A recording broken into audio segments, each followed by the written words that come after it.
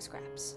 And right now I've just been keeping them in these little Ziploc bags, which feels pretty counterintuitive, because the whole point of why I keep my scrap thread and yarn and stuff is because I don't want to have to use polyfill for my keychains and stuff like that. I want to use something that's a bit more sustainable. So I've decided to fix this by sewing these embroidered pouches. This book is called Sashiko for Making and Mending, and I actually bought it at Uniqlo. I've never actually done Sashiko before. My understanding of it is that it's like a traditional Japanese style of embroidery for mending clothes, but it doesn't try to hide the rips, it tries to make them look even better than they did before. So I really like that idea. I've never actually done Sashiko or followed a written sewing pattern or even made a drawstring pouch before, but like how hard can it actually be? I've actually already drafted my pattern pieces, so the next step is to patchwork a bunch of my denim scraps together to make the fabric. I've actually also never patchworked before.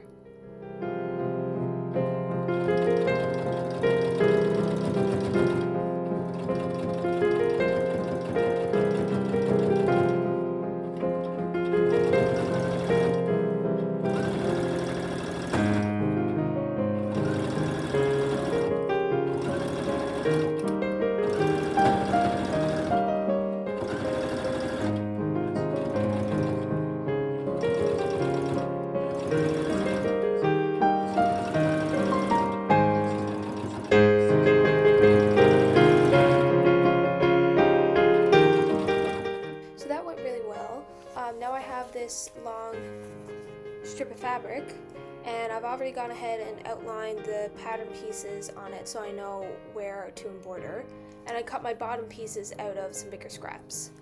So now I need to embroider on each side of my bags. I've picked out the rice stitch right here, the rice flower stitch right here, and the persimmon flower stitch. And I think for one of the sides I'm just going to do various running stitches, like this pot holder here, just to kind of practice the technique. I feel like most people would recommend when you're learning a new technique to do like a swatch first before diving into a project, but like I've been embroidering since I was 7. Again, how hard could it be?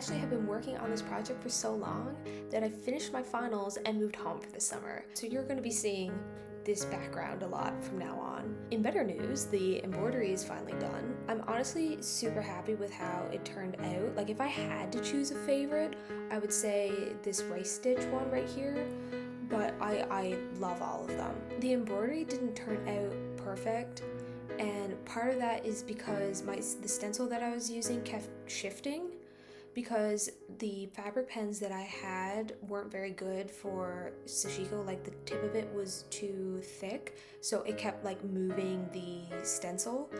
So I ordered some pens that are like better for these types of stencils, because I will be doing Sashiko again. I also went ahead and cut out the lining pieces because I forgot that before.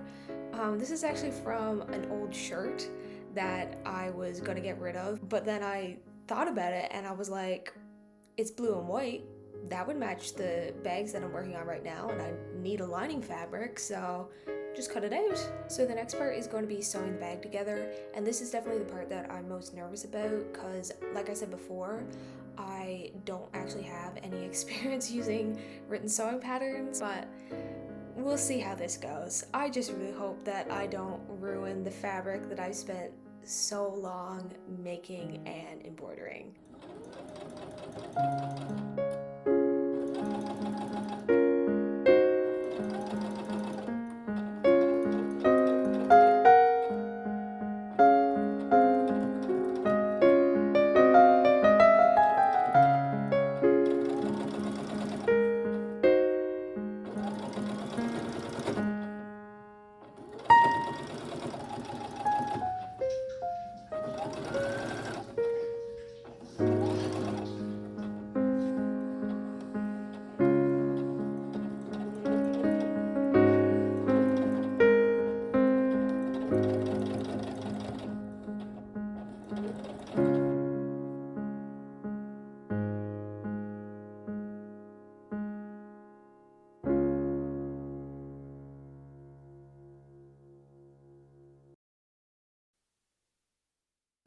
Pouches are finally finished, and they're so cute. Like, I am genuinely so happy with how these turned out. There are a few mistakes though. The most obvious thing to me is the bottom here isn't very even. That's my own fault for not being super careful when I was cutting out the pattern pieces to make sure everything was really accurate. So I was slightly punished for not testing everything out beforehand and being really careful, but like, I know myself, I'm probably going to do that again. I would like to make something similar to this in the future to sell on my Etsy shop, because I really enjoyed the process of making these things. I think they're super cute, but I wouldn't use this author's patterns because I don't know how I would get in contact with them to ask permission. And there are a few changes like I would make personally. For example, I think I'd make these a bit bigger, and I wouldn't have the top and bottom be two separate pieces. I'd just make it into one. If you are interested in buying something similar in the future, I definitely will have updates on my Instagram if I ever list these. So you can follow me there, or you could just follow my Etsy shop, which is apparently something you can do, both of which I'll have linked down in the description. I'd like to make very clear that when I'm making something for myself, I don't care if there's small mistakes like this, but if I were to sell these, I would not let something like that pass. This is a little off topic, but before I wrap this up, I want to show off this cardigan that I made. This took me a year. I went from not knowing how to knit almost at all to learning how to do like cables and color work, and suddenly I have a cardigan to wear. So if you are a beginner who is looking to get better at knitting, I definitely would suggest doing something like this. I just like looked up patterns online, made like a little swatch of all the ones that I liked, and sewed it all together. But anyway, that's everything for this video. Thanks so much for watching. Bye!